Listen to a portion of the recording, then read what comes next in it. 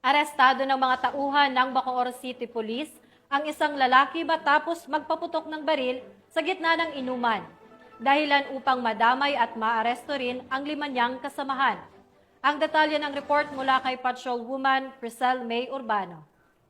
Tao ang naaresto ng mga tauhan ng Bacoor Component City Police Station matapos masangkot sa kaguluhan at iligal na pagpapaputok ng baril sa Barangay Bayanan, Bacoor City, Cavite. Kinilala ang pangunahing suspect na si alias Arthur, residente ng Quiapo, Maynila, habang ang kanyang mga kasamahan ay sina alias Ricky, Miko, Lito, Ronnie, pawang mga residente ng Bacoor City, Cavite, at si alias RR mula naman sa Pasig City.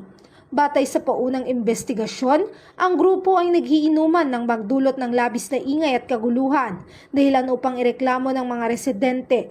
Sa gitna ng inuman, umani nagpaputok ng baril si alias Arthur gamit ang kanyang hindi lisensyadong caliber 9mm na baril.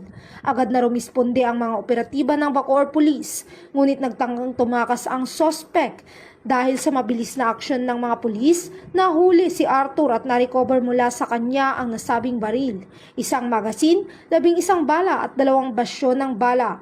Samantala, nahaharap si alias Arthur sa mga kasong paglabag sa alarm and scandal, illegal discharge of firearms at Republic Act 10591 o ang Illegal Possession of Firearms and Ammunition Act. Samantalang ang 5 niyang kasamahan ay sasampan din ng kasong alarm and scandal.